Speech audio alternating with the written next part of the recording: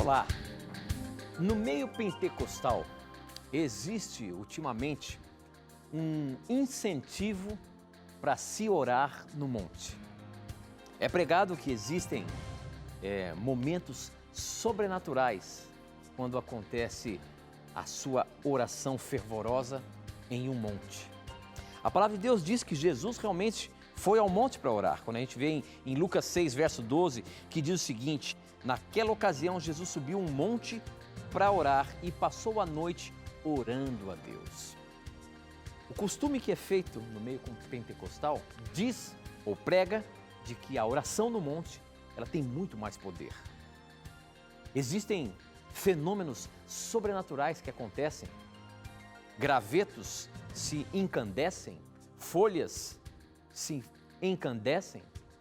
Afinal de contas, existe base bíblica ou a Bíblia diz que realmente a oração no monte tem muito mais poder? Esta e muitas outras questões você vai acompanhar agora, pois está no ar, Na Mira da Verdade.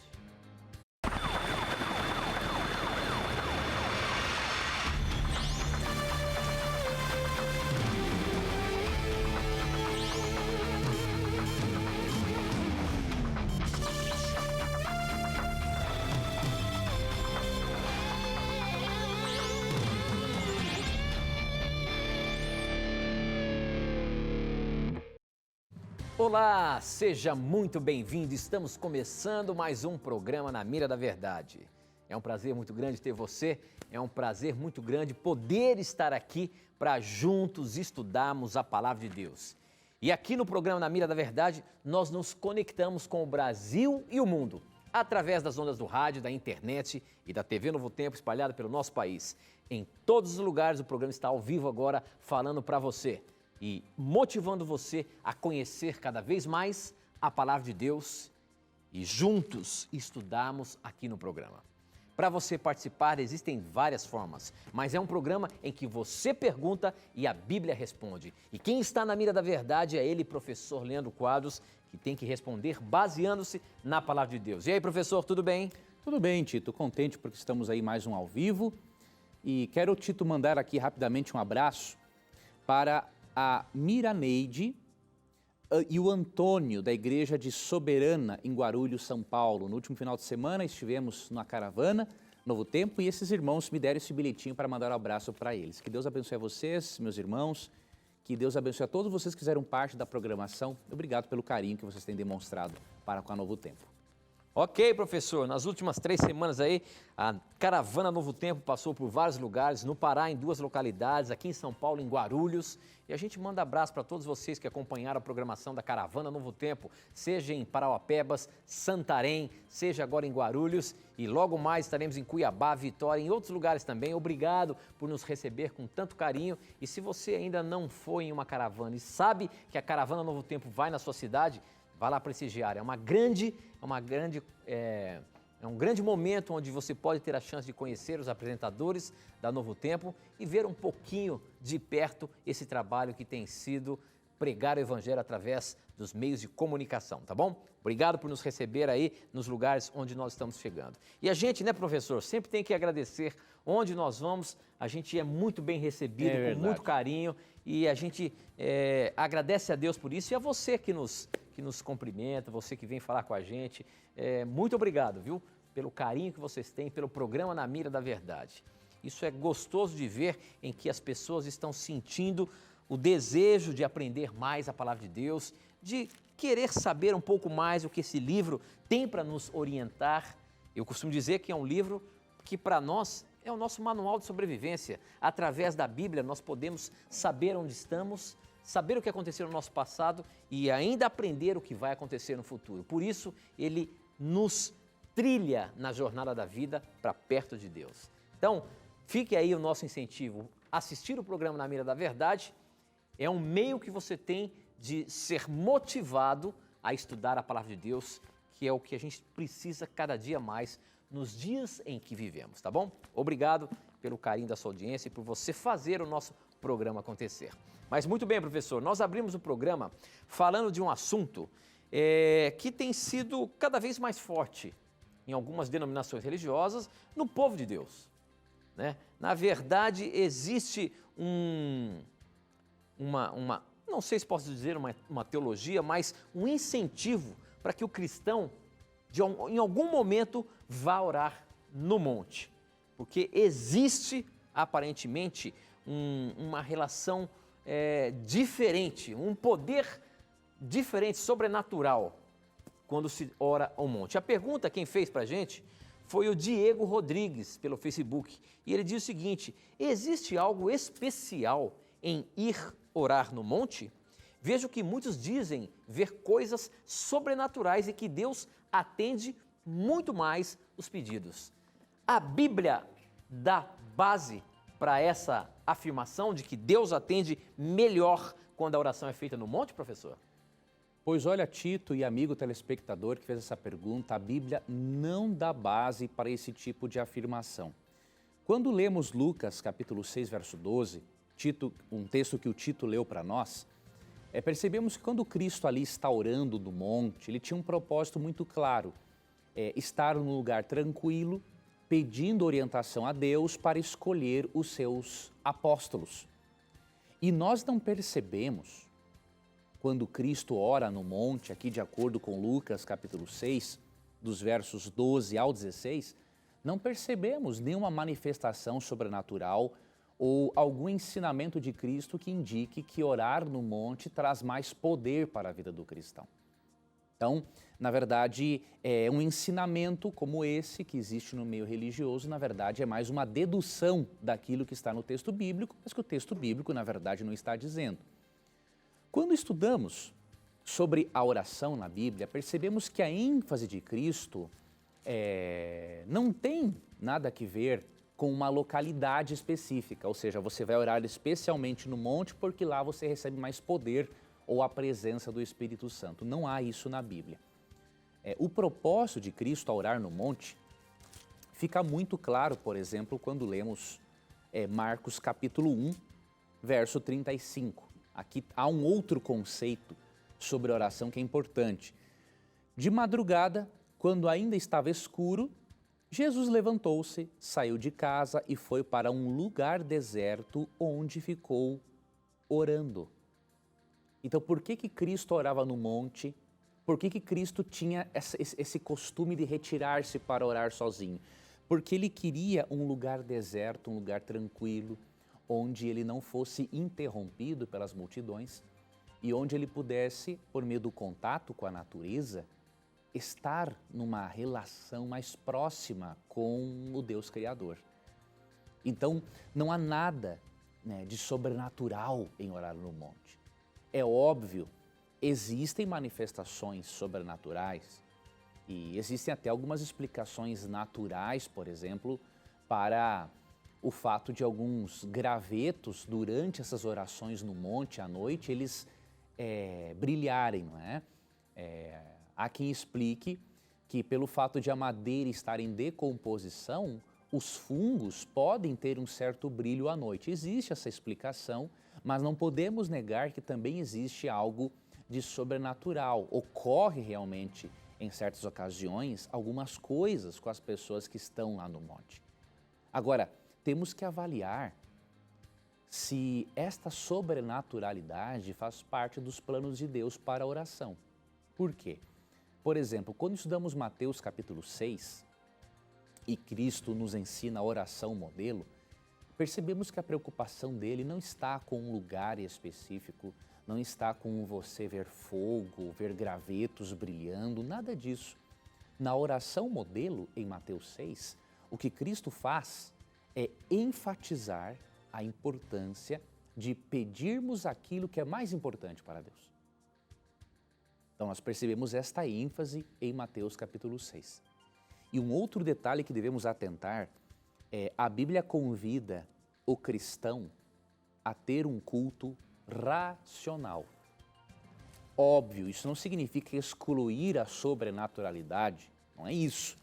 Mas você não deve basear a sua fé em questões sobrenaturais, porque de acordo com Mateus 7, 21 a 23, Apocalipse 16, 13 e 14, Satanás pode falsificar coisas sobrenaturais para prender você numa crença errada. Então é por isso que em Romanos 12, versículo 1, Paulo orienta: portanto, irmãos, rogo-lhes pelas misericórdias de Deus, que se ofereçam em sacrifício vivo, santo e agradável a Deus. E este é o culto racional de vocês. Então, o incentivo bíblico é um culto racional. Pode haver algo de sobrenatural? Claro, Deus pode dar uma manifestação do Espírito, mas não é desta forma como muitas pessoas têm visto, porque realmente, à luz da Bíblia, não há base bíblica para esse tipo de coisa. Você pode orar no monte sempre que você quiser, mas lembre-se, em João 4, 21 a 24, Cristo diz que mais do que estar preocupado com um lugar específico, Deus quer que os seus adoradores o adorem em espírito e em verdade. E seja você no monte, no deserto, no quarto de sua casa, como diz ali Mateus capítulo 6, versos 6 e 7, não importa onde você estiver, se você adorar a Deus em espírito e em verdade, Deus vai estar ouvindo você, a sua oração vai ser poderosa do mesmo jeito. Ok, professor. Muito bem. Para você participar do programa, você tem várias formas. Você pode formular a sua pergunta e mandar para a gente através do SMS. O número é 12 98151 0101. Você manda a sua pergunta, eu recebo aqui na hora. Você pode também mandar as perguntas através das nossas redes sociais, pelo Facebook, namiradaverdade.nt, pelo Twitter, @namiradaverdade, e ainda temos o nosso blog, novotempo.com/namiradaverdade, que diz que o programa está no ar, e se você mandar a pergunta, eu também recebo instantaneamente aqui, tá bom? Participe, mande o seu questionamento, mande a sua dúvida bíblica, teológica, enfim, o que você quer saber que nós vamos colocar na mira. Como, por exemplo, essa aqui que chegou do Wesley de Ibiporã, Paraná, e ele diz o seguinte, professor: gostaria de saber sobre a Assunção de Maria, mãe de Jesus, e a relação desse mistério com a aparição em Fátima. Professor, Maria realmente subiu ao céu? Não, na verdade, amigo irmão católico que acompanha o nosso programa, é uma tradição da Igreja Católica a Assunção de Maria, mas realmente não é uma tradição bíblica. Não encontramos nenhum embasamento bíblico para isso. Alguns tentam até argumentar que em Apocalipse capítulo 12, quando fala da mulher vestida de sol, né, com a lua debaixo dos seus pés, alguns até interpretam como sendo Maria, a rainha celestial, mas o texto não diz isso. Por exemplo, Apocalipse capítulo 12, ali no versículo 6, você percebe que pela característica da mulher de Apocalipse 12, ela não tem relação alguma com Maria. Quer ver um exemplo? Apocalipse capítulo 2, verso 6 fala assim: a mulher fugiu para o deserto, para um lugar que lhe havia sido preparado por Deus, para que ali a sustentassem durante 1260 dias. Quando seguimos o método, o princípio dia-ano, sabemos que esses 1260 dias são 1260 anos. E que mulher em profecia apocalíptica significa igreja, se refere ao povo de Deus. Então, Apocalipse 12:6 fala de um período de 1260 anos em que a igreja foi perseguida, mas que ao mesmo tempo, obviamente, foi cuidada por Deus. Então, a mulher de Apocalipse 12 não tem relação alguma com Maria. Parece ter, porque no início ali fala da mulher dando à luz a um filho e tudo mais, mas você tem que analisar todo o contexto e perceber que não tem relação com Maria. A Maria não viveu 1260 anos, né? Então não tem relação com ela. E Atos 1,14 é um texto interessante que diz que quando Jesus subiu ao céu, Atos 1,14 diz que Maria permaneceu aqui na terra com os irmãos de Jesus e os outros apóstolos em comunhão. Então nós não temos base bíblica para a Assunção de Maria. Lembro também de João 19, 25 a 27. Jesus, quando estava morrendo na cruz, pediu para João cuidar da mãe dele. Então, se Maria foi cuidada por João, é óbvio que Jesus sabia que ela precisaria de cuidados, ela não iria para o céu. Então, a Assunção de Maria não é uma doutrina bíblica e qualquer tipo de aparição que exista, supostamente de Maria, à luz das Escrituras, à luz, por exemplo, de 2 Coríntios 11, 14 e 15, são aparições sobrenaturais de anjos caídos, mas não é a mãe de Jesus realmente. Muito bom, professor. Muito bem, a próxima pergunta é essa pelo Facebook também. Quem mandou foi a Ceci Schneider e ela pergunta o seguinte: o que é a abominação da desolação que fala Mateus 24:15? Mateus 24:15 diz o seguinte: vocês verão no lugar santo a abominação da desolação que falou o profeta Daniel, que o leitor entenda o que isso quer dizer. Aí está a dúvida. Se o texto bíblico diz que o leitor entenda o que isso quer dizer, afinal de contas, o que é a abominação, ou é isso mesmo, né? Abominação da desolação, professor. Veja, aqui Jesus está citando Daniel 9, 27, Daniel 11, né? E quando você vê o contexto, você já percebe que a abominação desoladora é essa que foi profetizada pelo profeta Daniel, lá em Daniel 9, né? Então, por exemplo, aqui mais adiante, no verso 16, depois de falar da abominação desoladora, diz assim: então, os que estiverem na Judeia, fujam para os montes. Quem estiver no telhado de sua casa, não desça para tirar dela coisa alguma. Quem estiver no campo, não volte para pegar seu manto. Como serão terríveis aqueles dias para as grávidas e para as que estiverem amamentando. Aqui claramente Cristo diz que a abominação desoladora é a destruição de Jerusalém, no ano 70 depois de Cristo. É chamado de abominação porque, óbvio, destruir Jerusalém, a cidade que tinha o templo, era uma abominação. E desoladora porque a cidade foi totalmente desolada, né, pelo Império Romano, no ano 70 depois de Cristo. É óbvio, essa abominação desoladora também tem uma aplicação para os últimos dias, referindo-se a um poder político religioso que tem ensinado coisas contrárias à palavra de Deus. Mas a aplicação primária, destruição de Jerusalém no ano 70. Muito bem.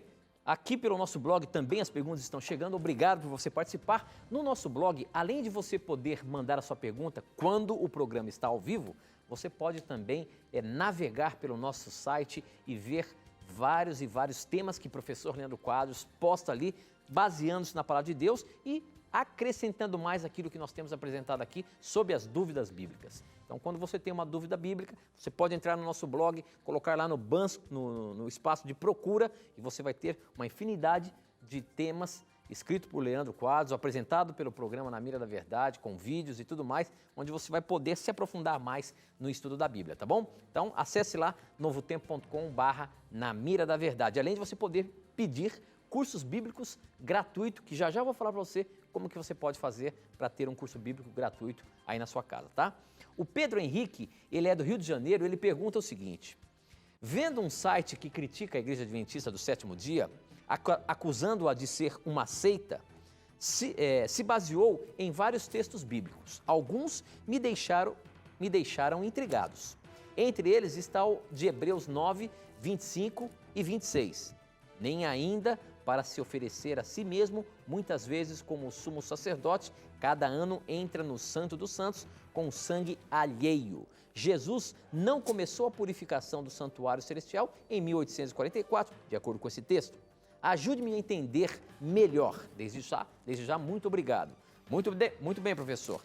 Muitos acusam a Igreja Adventista por ser uma seita e esse texto tem sido usado. Hebreus 9, 25, 26, onde dizendo que Jesus entra no Santo dos Santos diariamente, é isso, né? Às vezes como um sumo sacerdote, cada ano ele entra no Santo dos Santos como segue alheio. E nós afirmamos que o trabalho do santuário celestial, Jesus passou a interceder pelo ser humano a partir de 1844. Por isso, é considerada uma seita. E aí, professor? Primeiramente, muitas pessoas que dizem que o Adventismo é uma seita, se você perguntar para ele o que é uma seita, ele não sabe. Então, as pessoas acabam dizendo a respeito daquilo que ouviram falar, não pesquisaram pessoalmente, né? Raramente uma pessoa que diz que o Adventismo é uma seita, ele leu, por exemplo, o livro Nisto Cremos, que contém as 28 crenças fundamentais adventistas. Então, obviamente, o brasileiro, especialmente, tem esse costume muito feio de falar daquilo que não sabe, tá? Agora, em relação a esse texto, meu irmão, usar o livro de Hebreus para tentar desmerecer a compreensão adventista da teologia do santuário celestial é uma perda de tempo. Por quê? O livro de Hebreus está exatamente falando da teologia do santuário e apresentando Cristo como nosso sumo sacerdote, ou seja, aquele que intercede por nós, garante que os méritos da salvação se apliquem a nós e também Cristo está na sua função de juiz. Hebreus 9, 25 a 27 não tem o propósito de falar em que compartimento do santuário Cristo entrou por ocasião de sua ascensão. Se nós quisermos saber isso, nós temos que estudar Levítico, por exemplo. Hebreus não trata do compartimento, se foi no lugar santo ou santíssimo que Cristo entrou pela ascensão. Por quê?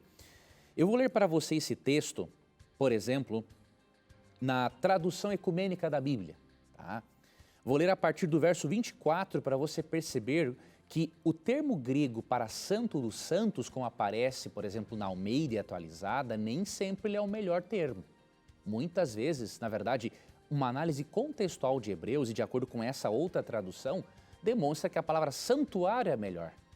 E por quê? Porque o propósito do autor de Hebreus não é falar em que compartimento do santuário Cristo entrou, é falar que Cristo está no santuário, como nosso representante. Então eu vou ler Hebreus 9, 24 em diante. Com efeito, na tradução ecumênica da Bíblia, com efeito, não foi num santuário feito por mãos de homem, simples cópia do verdadeiro, veja, existe um santuário verdadeiro no céu, o original, então não tem como negar isso. Que Cristo entrou, mas no céu mesmo, a fim de comparecer agora por nós diante da face de Deus.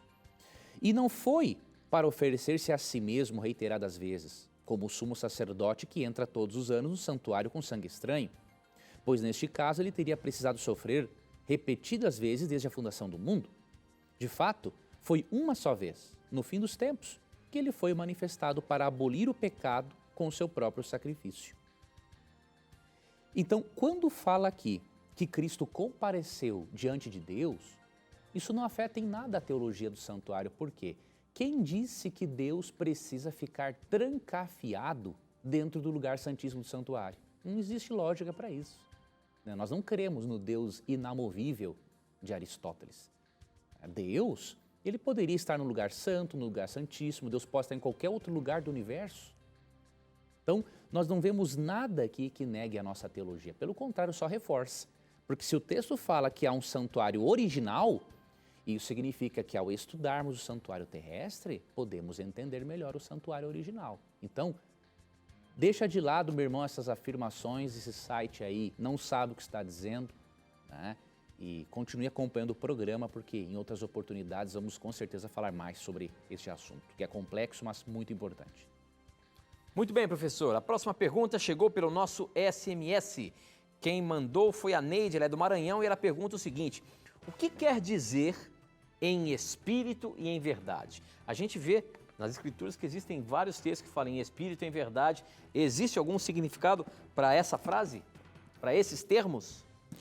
Boa pergunta. Eu fiz menção, né, a João 4, quando Cristo fala para adorar a Deus em espírito e em verdade. Isso. Né? Então, João 4, vou ler aqui, verso 23, 24, diz assim: Deus é espírito e é necessário que os seus adoradores o adorem em espírito e em verdade. Adorar a Deus em espírito, nesse texto, era adorar Deus do seu íntimo, não é da boca para fora, é adorar do íntimo, adorar de corpo e alma. E em verdade, com base nas verdades da palavra de Deus. Você não pode adorar a Deus verdadeiramente, da alma, do espírito, internamente, se você está baseado na mentira. Por isso que Cristo falou em João 17, 17, santifica-os na verdade, a tua palavra é a verdade. Então, adorar Deus em espírito é adorá-lo do íntimo, não apenas da boca para fora, adorá-lo de coração e alma, e adorar em verdade é adorar a Deus seguindo as suas verdades bíblicas. Muito bem. E mais uma perguntinha antes de a gente ir para o intervalo. Essa aqui veio pelo Twitter, quem mandou foi a Célia Rabelo e ela pergunta o seguinte: por favor, expliquem a passagem bíblica haverá novo céu e nova terra. O que é novos céus e nova terra, biblicamente? Eu gosto muito desse texto e eu vou ler para nós. Isso aí existe também em Isaías 65:17, mas eu vou ler em 2 Pedro, capítulo 3, versículo 13. Vamos ler a partir do verso 12. Vivam de maneira, verso 11, né, no finalzinho. Visto que tudo será assim desfeito, que tipo de pessoas é necessário que vocês sejam? Vivam de maneira santa e justa e piedosa, esperando o dia de Deus e apressando a sua vinda. Naquele dia, os céus serão desfeitos pelo fogo e os elementos se derreterão pelo calor. Todavia, de acordo com a sua promessa, esperamos novos céus e nova terra onde habita justiça. De acordo com esse texto, um novo céu e uma nova terra é um planeta totalmente restaurado por Deus, à sua condição original. Quando você lê Gênesis, capítulos 1 e 2, você vê em que condições espetaculares Deus criou o nosso planeta. Uma perfeição absoluta. Não caía uma folha de uma árvore. Os animais não eram carnívoros. O ser humano respeitava a natureza. A natureza tinha uma intimidade profunda com o ser humano. E depois que Cristo voltar em glória e majestade, e este planeta forá primeiramente destruído pelo fogo, Deus vai destruir os ímpios e ao mesmo tempo purificar este planeta, Deus vai reconstruí-lo. Os céus que hoje vemos serão muito mais bonitos, o céu será muito mais bonito, a terra será totalmente transformada, então é a isso que a Bíblia está se referindo. Muito bem, nós temos que ir para o intervalo, mas aproveite aí o intervalo, faça sua pergunta e manda para a gente. Não sai daí não, a gente volta já já.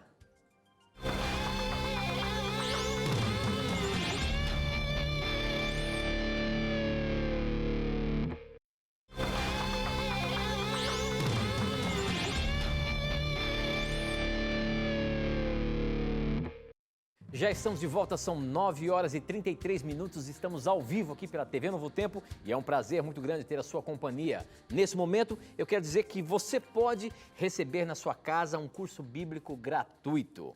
Talvez ainda você não recebeu o curso bíblico aqui do Na Mira da Verdade. É esse aqui, ó, Verdades para o Tempo do Fim.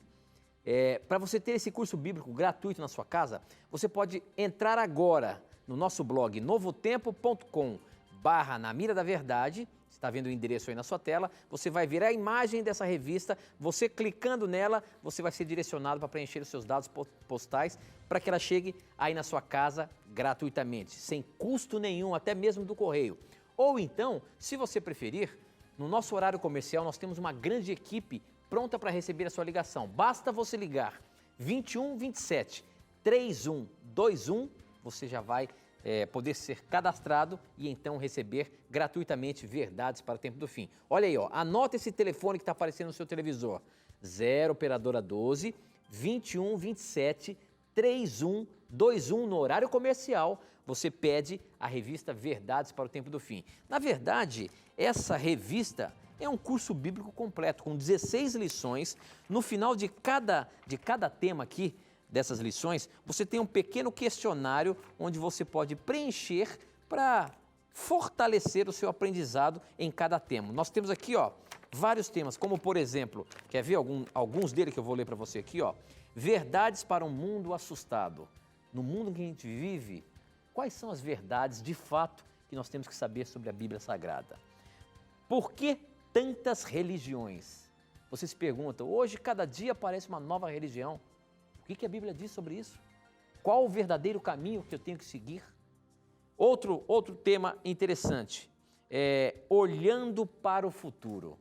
Você não gostaria de saber o que vai acontecer espiritualmente, biblicamente, no futuro?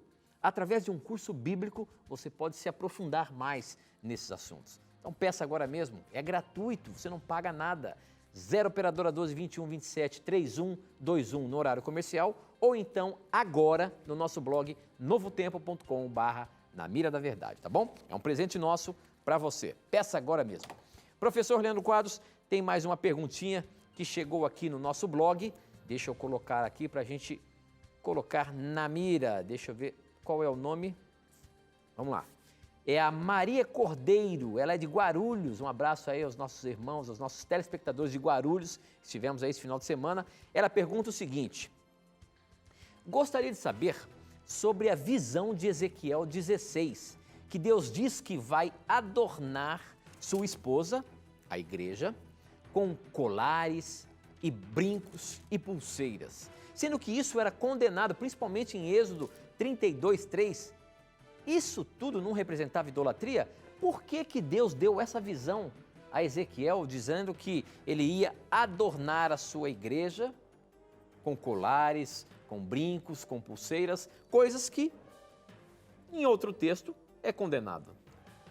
O próprio contexto vai nos esclarecer por que Deus usou essa alegoria. Vamos ler aqui a partir do versículo 9, e aí você vai entender por que Deus fez isso. Ó. Falando do cuidado que ele teve para com o povo de Israel, Deus disse assim: eu lhe dei banho com água, e ao lavá-la, limpei o seu sangue e a perfumei. Pus-lhe um vestido bordado e sandálias de couro. Eu a vesti de linho fino e a cobri com roupas caras. Adornei-a com joias, pus braceletes em seus braços e uma gargantilha em torno do seu pescoço. Dei-lhe um pendente, pus brincos em suas orelhas e uma linda coroa em sua cabeça. Assim você foi adornada com ouro e prata. Suas roupas eram de linho fino, tecido caro e pano bordado. Sua comida era a melhor farinha, mel e azeite de oliva. Você se tornou muito linda e uma rainha. Sua fama espalhou-se entre as nações por sua beleza, porque o esplendor que eu lhe dera tornou perfeita a sua formosura, palavra do soberano, o Senhor. Mas você confiou em sua beleza e usou sua fama para se tornar uma prostituta. Então Deus aqui estava se comunicando numa linguagem que eles pudessem entender. Como fazia parte da cultura da época, as mulheres casadas, estarem em casamento, no momento do casamento a noiva estar toda enfeitada, para Deus mostrar para eles o quanto ele havia cuidado deles, ele compara o seu povo a esta noiva muito bem cuidada e adornada. Simplesmente para isso, Deus não está aqui apoiando o uso dessas coisas, mas está fazendo uso de uma alegoria para ensinar, transmitir o ensinamento moral que ele quer transmitir. Simplesmente isso. Ok, tá bom, professor. Muito bem, mais uma aqui pelo nosso Facebook. Pode mandar pelo Facebook, facebook.com/namiradaverdade.nt. O Daniel Cadso pergunta o seguinte: gostaria de saber se o hexagrama, também conhecido como estrela de Davi ou Salomão, é realmente divino para representar a nação de Israel.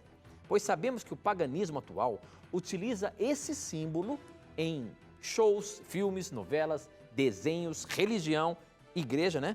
E etc. E dizem que ele tem outro significado, também representando um 666 implícito.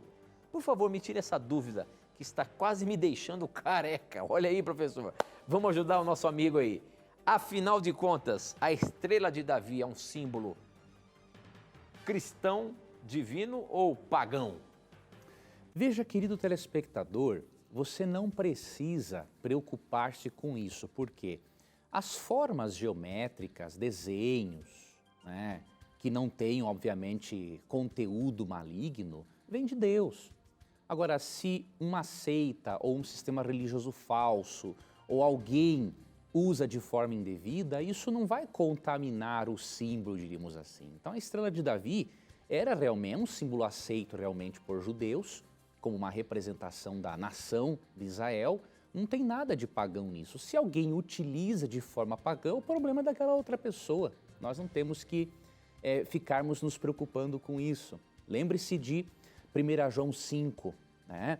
Se você possui um símbolo religioso na sua roupa ou na sua Bíblia e você não venera, obviamente, aquilo, né, esse princípio aqui de 1 João 5 se aplica a você e você não precisa temer nenhum tipo de influência maligna, né?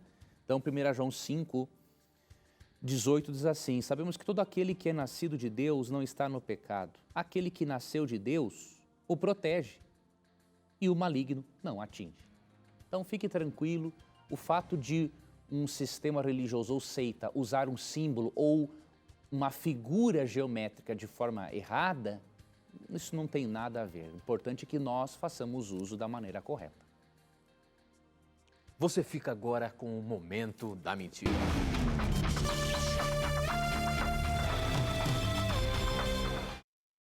Com base especialmente em Isaías 34:14, muitas pessoas têm alegado que Deus deu uma outra esposa para Adão além de Eva. Essa esposa seria Lilith.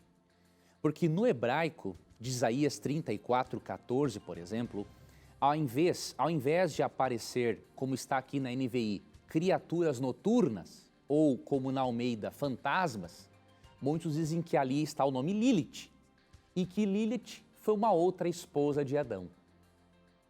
Eu posso dar a você certeza que essa é uma baita e uma sem vergonha de uma mentira. Por quê? Como que a pessoa vai fazer uma teologia simplesmente porque viu um nome hebraico diferente? Não existe essa chamada teologia de um verso só. Aparece o nome hebraico Lilith? Aparece.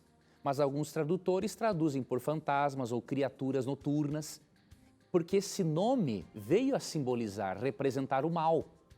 Agora, dizer que foi a esposa de Adão, que base você encontra para essa afirmação em Gênesis?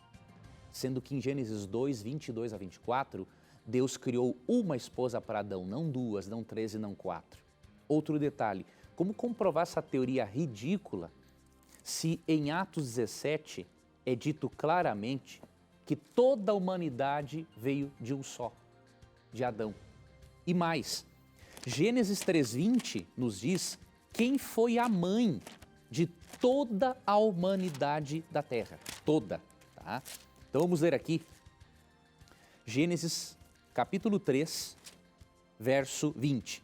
Adão deu à sua mulher o nome de Eva, pois ela seria a mãe de toda a humanidade. Só Eva foi a esposa de Adão, não teve nada de Lilith. Por isso, meu amigo, use da razão para estudar a Bíblia. A Bíblia ensina-nos que Deus é onisciente. Sendo Deus onisciente, ele é o ser mais racional que existe. Então, os filhos de Deus têm que ser racionais. Não tem que acreditar nesse tipo de bobagem, de mito, de lenda, que não tem apoio nas Escrituras e que tem como base a chamada teologia de um verso só. Deixe de lado esse tipo de mentira, vá à palavra de Deus, estude da forma correta e aí sim você vai ser abençoado pelo estudo bíblico. Mais uma desmentida. Muito bem. Próxima pergunta pelo SMS, professor.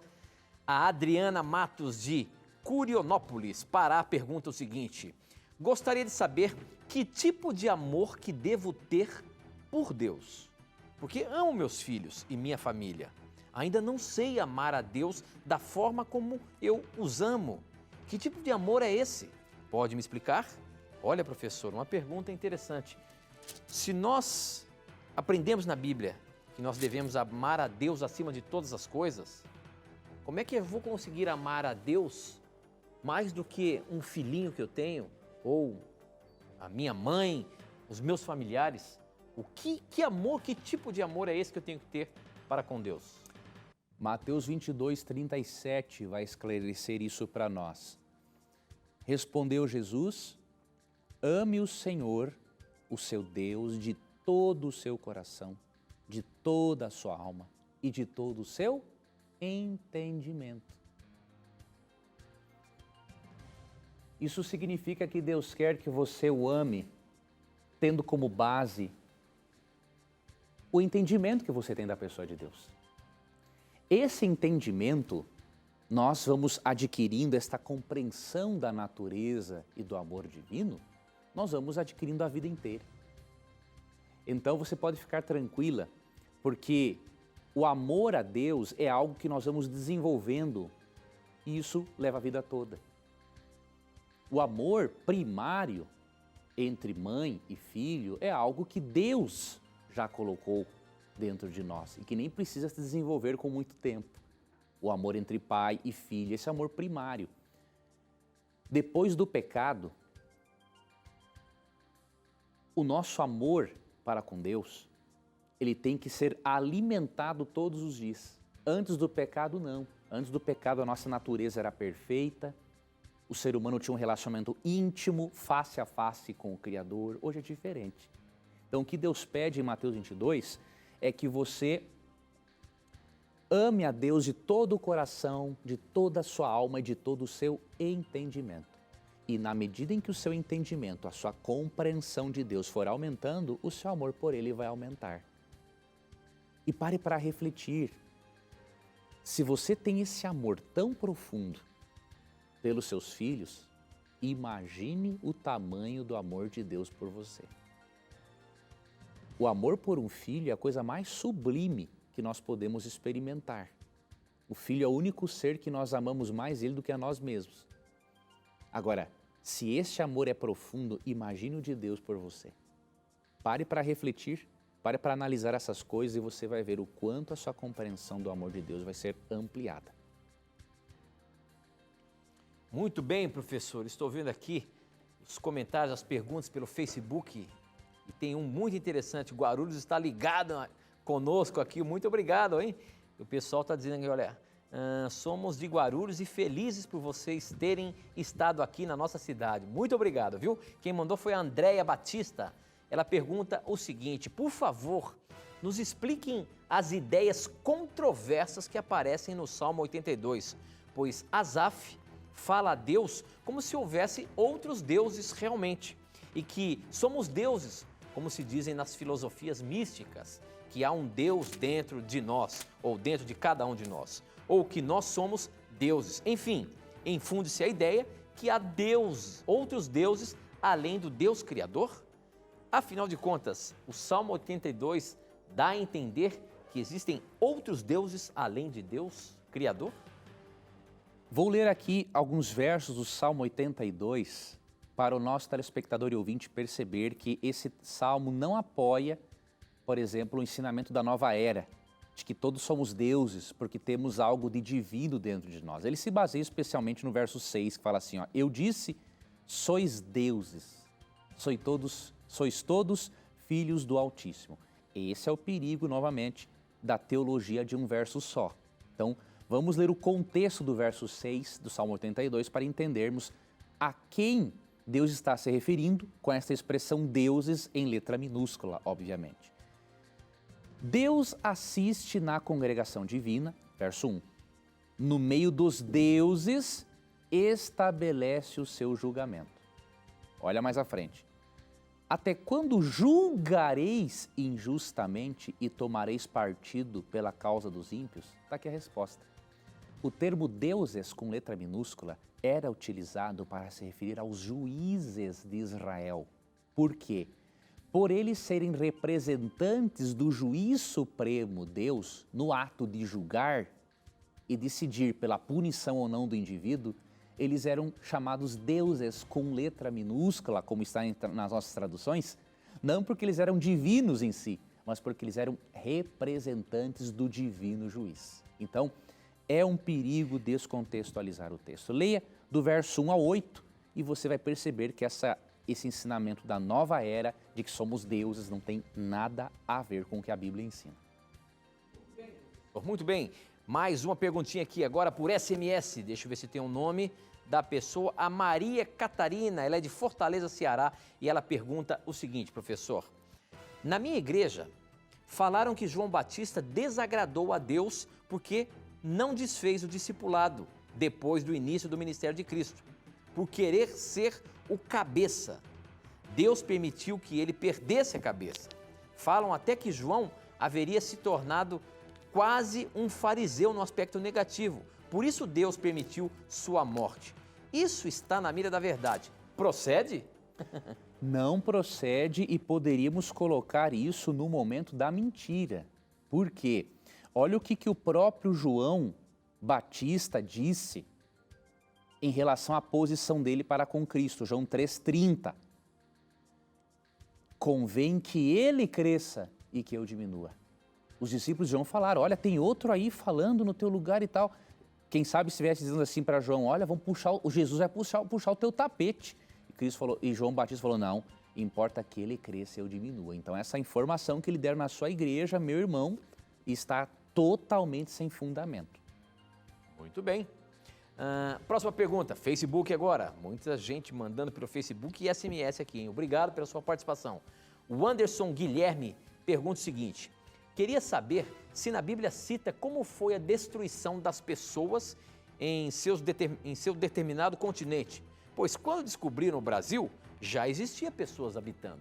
Ou seja, como é que a gente, vendo a história aí, percebe que existem pessoas em vários continentes que talvez sequer conheceram falar de Deus? Se Deus destruiu todo esse planeta na época do dilúvio, como que esses seres humanos foram se espalhando pelo mundo e chegando a ponto de sequer não conhecerem a Deus ou sequer conhecerem a Deus? Veja, nós não temos esses detalhes na Bíblia, amigo telespectador e ouvinte, porque a Bíblia é um livro de salvação. A Bíblia não é um livro de ciência, contém ciência na Bíblia, mas a Bíblia é a carta de amor escrita por Deus para nos mostrar o caminho da salvação por meio de Jesus Cristo. Para você entender esse tipo de questão, é bom você analisar, por exemplo, o que os estudiosos criacionistas dizem a respeito do assunto. Então, se você ler uma obra criacionista, você vai perceber entre as teorias, e que podem ser realmente aceitas à luz da doutrina bíblica da criação, é que o mundo, no princípio, antes de Deus destruí-lo pelo dilúvio, o mundo era praticamente um continente só, né? Tem a teoria chamada do Pangé, que os continentes, na verdade, por estarem se separando gradualmente a cada ano, isso demonstra que, em princípio, eles estavam todos unidos. Então, para as pessoas mudarem de um lugar para outro era perfeitamente fácil, porque essa divisão continental que existe hoje não era assim no princípio do mundo. Sem contar que a arqueologia já conseguiu também provar, os estudiosos demonstraram, que lá no princípio eles já tinham a capacidade de construírem barcas revestidas de peles de animais para poder sair movimentando-se pelas águas e tudo mais. Então, estude mais sobre a teoria criacionista, né? Esse tipo de informação é mais científica e não é propósito bíblico a ter-se nesse tipo de informação. Muito bem. Próxima pergunta. Pelo nosso blog agora, o Luciano Menezes, de Belém do Pará, pergunta o seguinte. Em Apocalipse, fala que os mortos em Cristo serão elevados ao céu primeiro. Isso quer dizer que todos que morrem em Cristo, o Espírito não vai ao encontro de Jesus? O seu corpo fica esperando a vinda de Jesus? Ora, onde fica o Espírito então? Professor, na sinceridade do nosso telespectador, com relação à morte, o ser humano, o corpo fica dormindo, esperando Jesus. E o Espírito, também fica com ele? Vamos ajudar o nosso telespectador. Eu vou ler um texto para você, amigo telespectador, que a princípio você vai pensar assim, bom, esse texto está dizendo que então o Espírito vai para Deus. Mas aí temos que saber o que é Espírito. Então eu vou ler Eclesiastes 12:7, diz assim, e o pó volte à terra como era, que falando do corpo, e o Espírito volte para Deus que o deu. Se esse texto ensina que o Espírito do ser humano é algo consciente, que sai do corpo, então até o Espírito dos ímpios vai para Deus. Porque aqui diz que o Espírito de todo ser humano volta para Deus. Então o que isso nos mostra? A compreensão grega que temos do termo Espírito é errada. Para os gregos, o Espírito é uma entidade imaterial consciente que sobrevive fora do corpo. Para a Bíblia, não. Entre os vários significados para o termo, o principal é o de Gênesis 2, verso 7.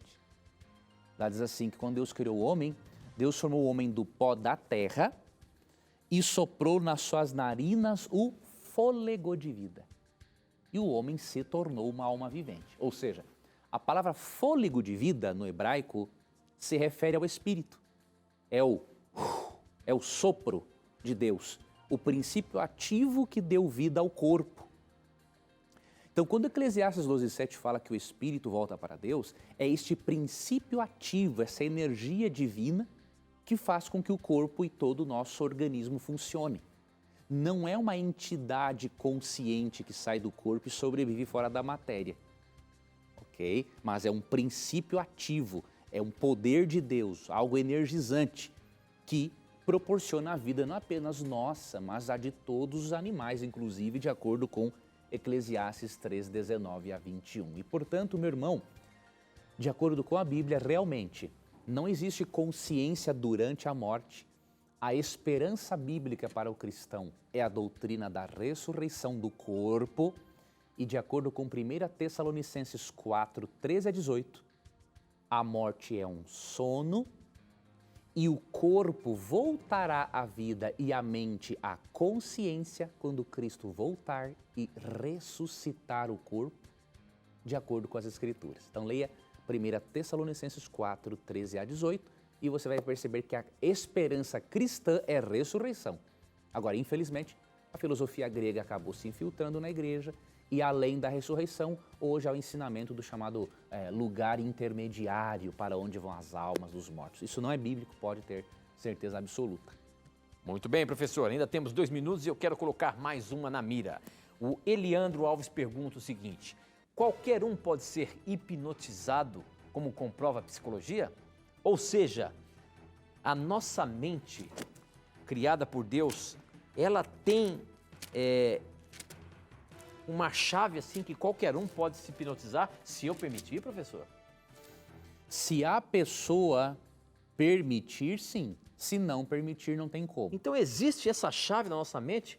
As pessoas podem ter domínio sobre a minha mente? Pode sim, e isso a Bíblia não aprova, este princípio. Por mais que o hipnotismo seja usado por pessoas idôneas, obviamente, não é? Pessoas idôneas que estudam sobre o assunto, a Bíblia não dá margem para isso, porque há um princípio bíblico de que o ser humano não pode submeter a sua mente ao domínio de outro. Ah, a Bíblia fala isso? Né? Então, Eclesiastes 8, verso 9 tem o princípio, mesmo que a Bíblia não fale da hipnose em si, a Bíblia tem o princípio que diz assim: tudo isso vi quando me pus a refletir em tudo o que se faz debaixo do sol. Há ocasiões em que um homem domina sobre outros para a sua própria infelicidade. Então, a Bíblia proíbe o dominar a mente de alguém. Então, com base nesse princípio, nós não vemos na Bíblia um apoio para esta prática, mesmo que seja feita com boas intenções. Agora, que o hipnotismo existe, obviamente, não se tem como negar isso, né? Muito bem, professor, muito bem. Por isso, com isso, afinal de contas, chegou ao fim. Infelizmente não temos tempo, tem muitas perguntas aqui que a gente poderia colocar na mira agora. Agradeço a você por estar mandando ainda suas perguntas para a gente. Infelizmente o nosso tempo não tem mais para onde ir, nós temos que terminar e a gente se encontra quarta-feira para responder mais perguntas dos nossos telespectadores, professor. Será um prazer. Um abraço, amigo Tito. Deus guarde a sua vida, amigo telespectador e ouvinte da Rádio Novo Tempo. E nunca se esqueça que sempre que você tiver coragem de perguntar, a Bíblia vai ter a coragem de lhe responder. E aqui no Beco, você já sabe, sempre as suas dúvidas, seus questionamentos, tudo isso sempre estará na mira da verdade. Até o nosso próximo encontro. Tchau.